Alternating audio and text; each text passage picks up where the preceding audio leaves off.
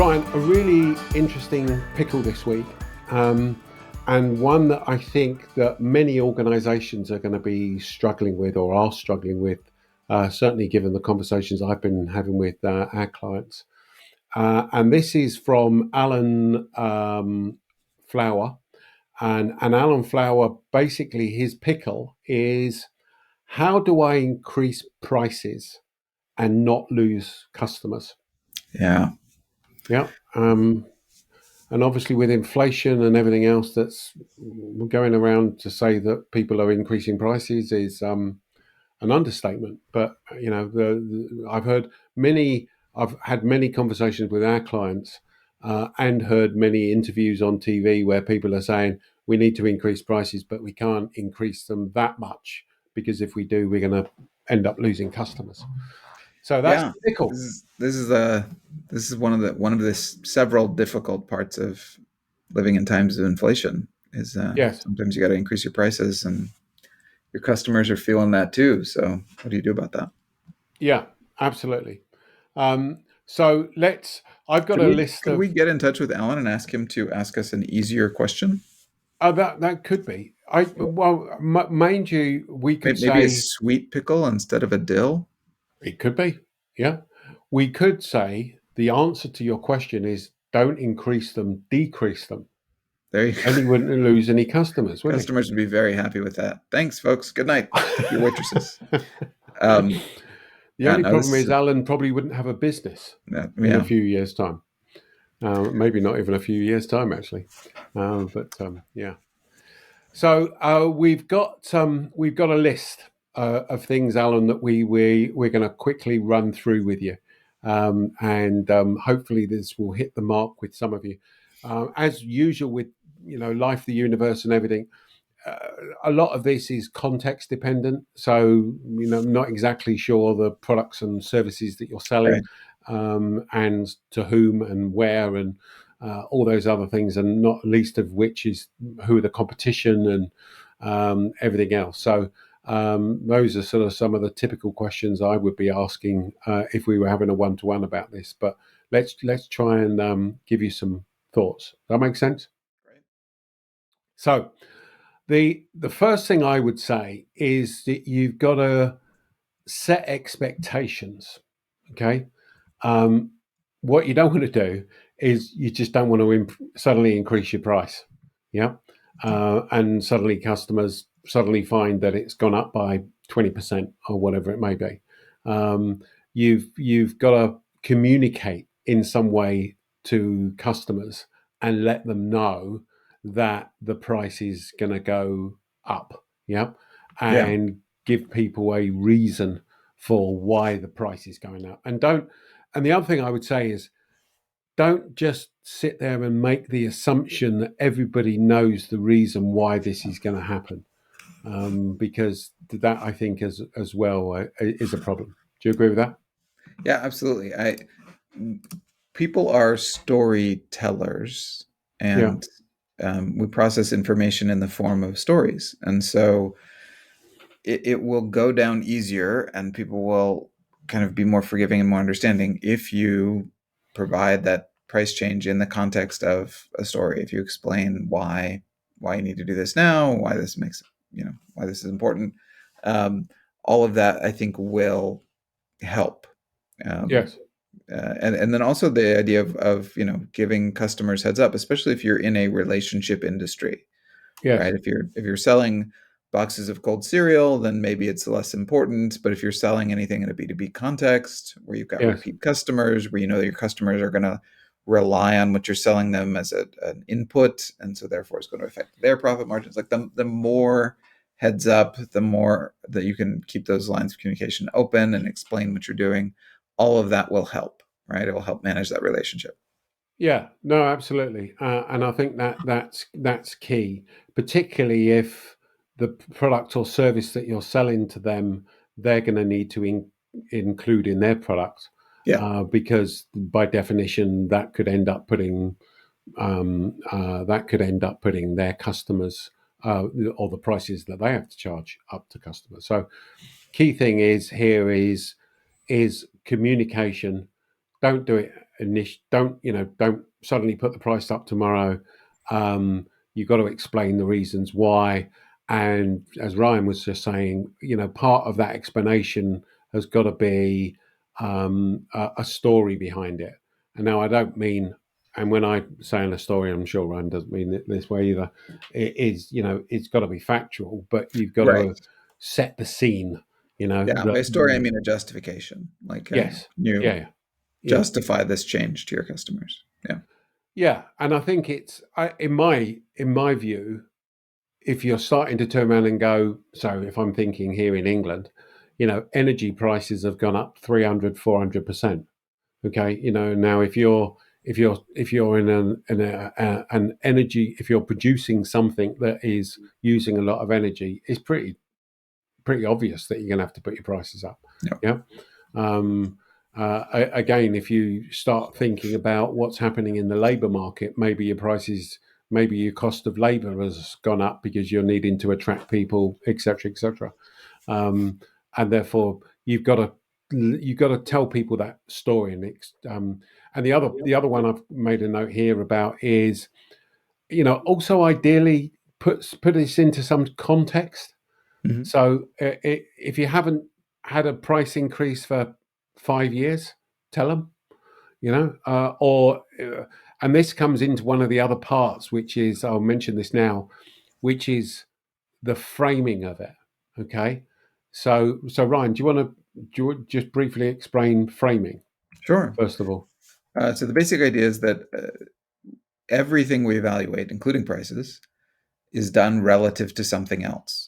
And so that means that by changing people's reference points or changing the framing around it, changing the way that we communicate this information, can change the way people evaluate that price increase. So, if in the context of increasing the price, are we encouraging people to evaluate us relative to our previous price? That's not going to be great because the price is going up. That's going to be unfavorable. If we Yeah. can change the frame so that they compare us to the prices of our competitors, which may have also been going up, that may put us in a more attractive position from that. So, figure out what are people comparing us to. Can we frame it in a different way so that it's a little bit more palatable or understanding or attractive? Yeah. And where I was thinking about applying that theory is you could be turning around, and therefore it may be that you increased prices 6 months ago. Okay. But it could be that you've only increased prices by 5% in the last 10 years. Right. So I would be not telling them that you raised it 6 months ago, but you would be turning around and saying, "Well, we've increased, prices by 5% in 10 years." Yeah, So it's a great the example. frame that you're looking at that over and the way that you're explaining it is advantageous to you. It could be that that you turn around, and again, when Ryan's talking here about reference points, it could be that the reference points is, that you're still pleased that even with the price increase that you are 15% below your nearest competition. Right. Yeah. Um, or it could be that the differential between you and the competition has actually increased. So you're Right. even cheaper than the competition. So what relative to the fact that your prices Or has alternatively, gone up. like, inflation in our category or in our industry, like grocery prices as a whole, are up 25% this year. We're pleased that we've only had to put ours up by 20%, right? Correct. That sounds a Yes. lot better than, hey, 20% price increase, take it or leave it. Yes. Yeah. So providing some context, providing some framing, I think can help. Yeah, and I go back to it though. I think there's always a balance with these things, because I do think that particularly if it's a business to business situation, people can see through these techniques, if you like. So Sure. I think you've got to, it's clearly got to be factual, but B, Yes. I wouldn't extend it so far as if to Yes. say, bloody hell, look what they're, that somebody looks at it. Sometimes I look at them and go, yeah, I know, but you're stretching a point now, aren't you? You know. Yeah, Um, it's a very good point. You don't want to damage your credibility. yeah, yeah, no, absolutely. The other part here, which I think is an important aspect, which is you need to test it. So you need to test the price changes, um, and ideally you can physically test them. So I mean, it could be that you actually run a pilot in some part of a country or on the web or whatever it may be with the price changes in. You ideally need to test the communications that you're giving, to see which way of describing this is the best way.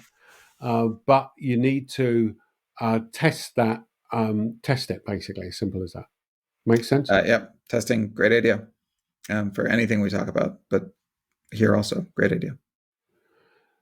Then we get into some more. I was just about to say the word dubious, but I'm not sure if I would add this to all of these things that we're just about to get into. One of the dubious areas that I do think is, in fact, there was a New York Times. I will put the link in the show notes. To and I think you had this on your list, Ryan, didn't you? Shrinkflation or Yeah, shrinkflation? shrinkflation. Yeah. Yeah. We Lorraine and I have this bar that we eat at night. Um, it's like some healthy nut bar. And Mhm. one of the things I've noticed is the bloody thing's about half the size it used to be Yeah. now. And I was reading this article in the New York Times a little while ago, a couple of weeks ago, and it was basically saying that that's the way that a lot of organisations are dealing with inflation, which is basically cutting down the size of the product, Yeah. basically. Yeah, which Yeah. So shrinkflation is where you hold the price constant, you just reduce the raw materials costs of making it, usually yeah, by making it smaller. So yes. one prominent and kind of hilarious example is Toblerone bars. Have you seen these?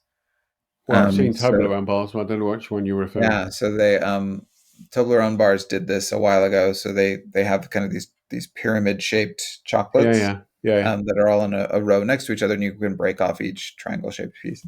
Um, they shrank it down so that now it's like a really thin pyramid or triangle, and then this like Ah, long space of flat chocolate, and then ah, there's the next one. I right. saw an interview where this hilarious British guy said, he's like, he saw the new design and he's like, well, these don't look like the Swiss Alps anymore. They look like the Scottish Clegmores or whatever the name of the mountain range is. Like, it was noticeable. Right. But yeah, so that was the goal there. So they didn't have to raise the prices. They reduced the cost in that way. And the Yes. reason that you're calling it dubious is because the idea behind shrinkflation is that people tend to, on average, in many categories, be more sensitive to changes in price than to changes in quantity. So the reason it feels dubious is because a lot of examples of this go completely under customers' notice. Under So the if radar, your yeah. cereal box is now 15.2 ounces instead of 16.3 ounces, there's a very good chance you won't notice that. Yeah. And so it feels deceptive, Yeah. even if And I strictly think the speaking, other it's thing not. for me is it's not something that you would suddenly communicate with people, would you? Yeah, Just, hey, we've reduced the size of our box by exactly. Now, 10%, and it's kept it now at the same 8% price. smaller. Yeah. the, Um, the, the interesting bit for me is where does it stop? yeah. And there are examples where it's gotten like really extreme. Because Um, unless the prices of those things suddenly start going down, and therefore you start increasing the bars. But I'm not talking about bars. I mean, it applies to a number of different things. But I just can't see organisations increasing the size. I mean, Mind you, you'll I see it suppose. occasionally where it'll be like now, four more per box or now Yeah, 25% yeah, yeah. No, larger, you're things probably like right. that. But yeah, you're right. It tends to ratchet in one direction. Yeah, yeah, One way that firms deal with it is they then introduce a new larger size packaging, which happens to be the previous smaller size packaging. And now they can increase the price on that one because it's a new larger size. Um, yeah. so And now some firms play that game. we're talking about packaging. It reminds me of a tweet I did a little while ago, which was some vitamin tablets. And these vitamin tablets that we bought were in this bottle. and the bottle was well, those people watching on YouTube, were was about 4 inches high, but actually, it covered the bottom of the bottle for about quarter of an inch.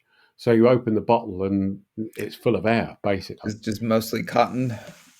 Yeah, well, the other thing that I thought was interesting in that was that the color of the bottle was dark Yeah. blue, so you couldn't see in the bottle. Yeah. So I've heard of examples too where and a lot of like bottled goods like peanut butter, for example, in the US, the package will have kind of a dome on the bottom of yes, the jar, and that helps yes, with stability. It makes it a stronger bottle. There's reasons they do that. Um, but I've heard of instances where companies engaging in shrinkflation will actually increase the size of that dome yes, so that from the outside the package looks no different at all.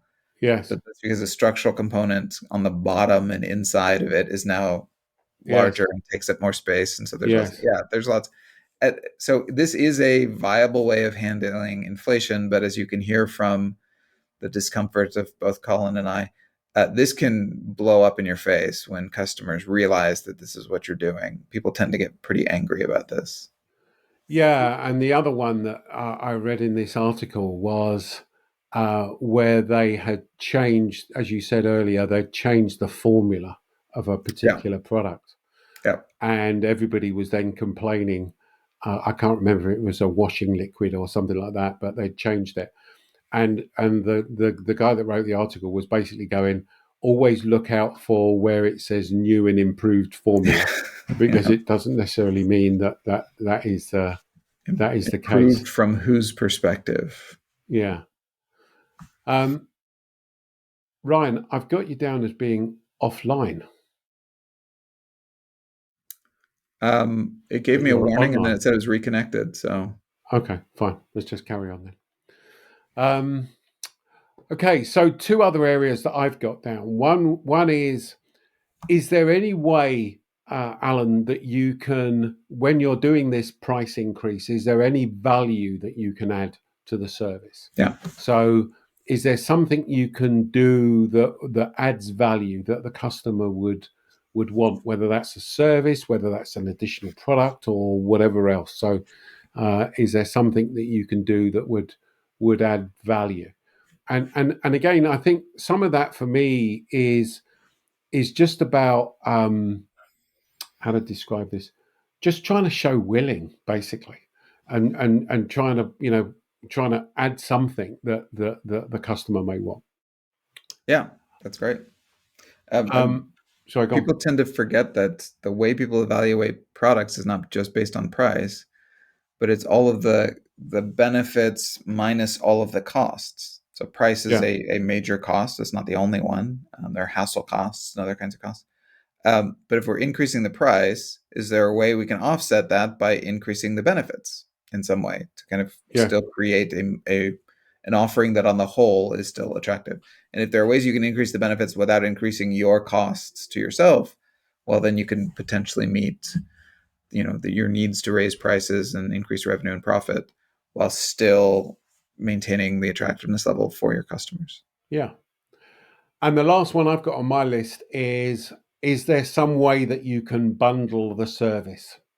So, is there a bundle that you could offer the customer that would make it attractive to them? Yeah, Yeah, and again, don't underestimate the sort of segmentation around any of these areas. To be honest with you, because there may be customers that are, I won't say happy that you've increased the price, but they can afford it, or they were expecting it.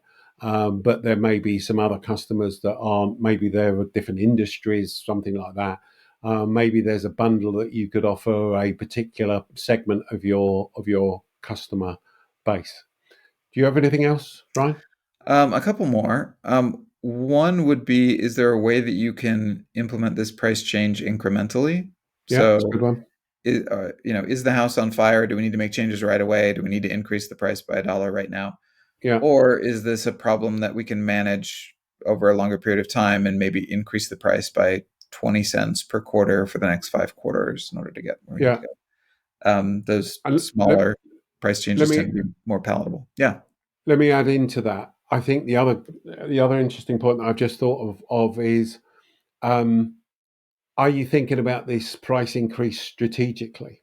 yeah, So, in other words, have you looked at what you've got to do in the next year? Because I think doing the incremental bit is a really good idea. But what happens if you need to do it in 6 months' time?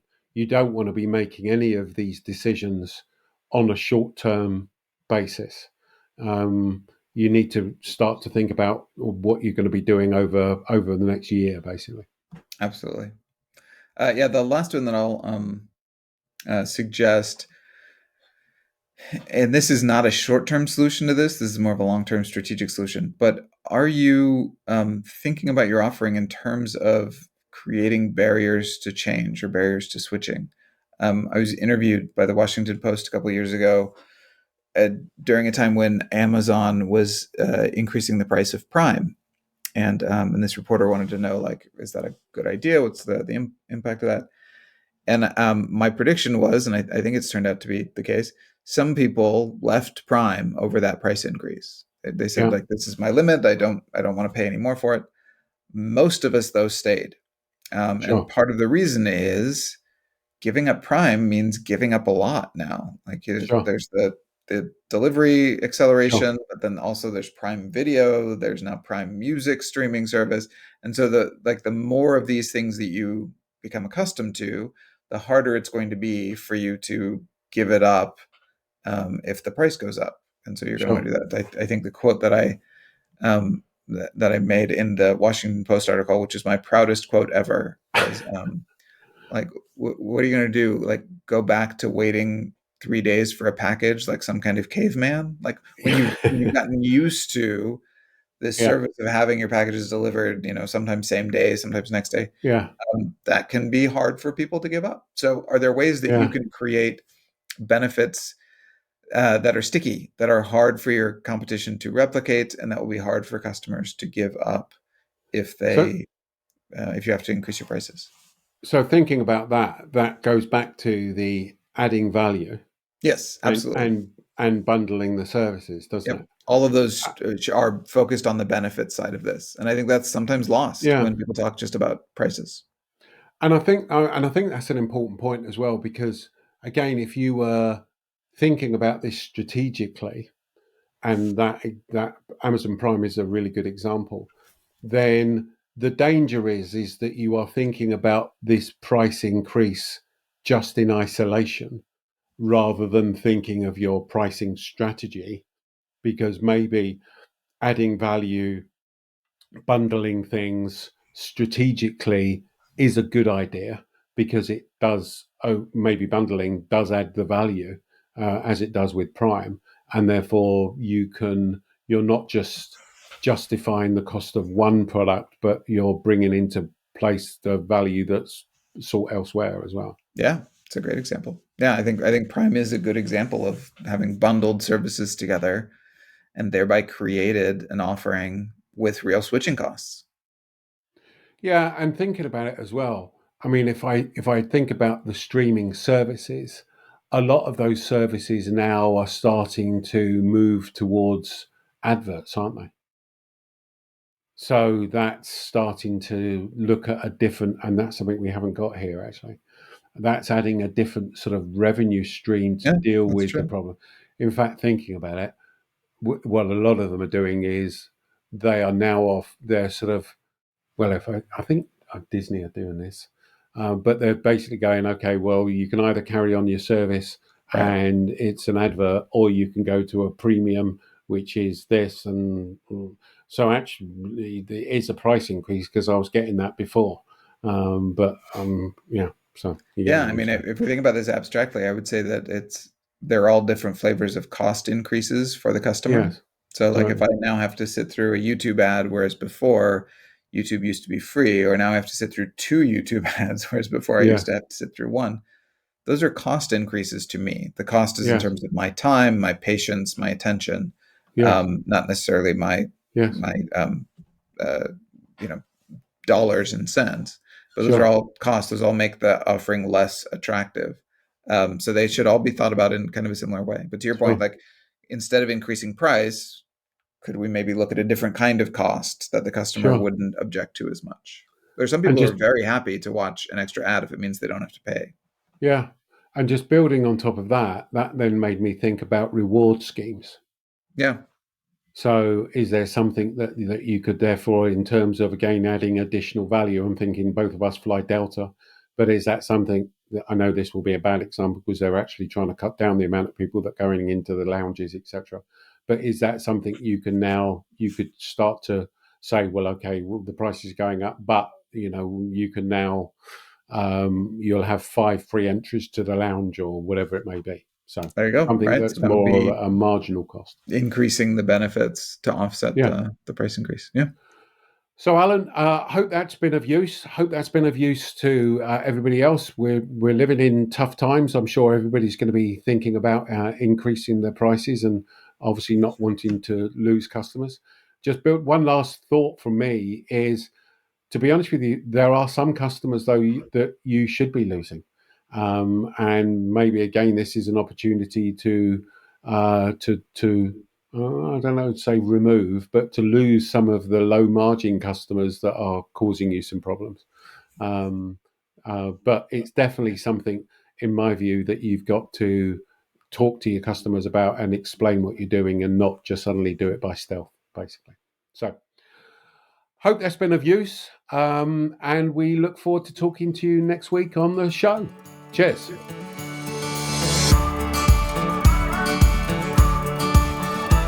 Thanks so much for watching. And if you enjoyed this video, please make sure you subscribe so you don't miss an episode.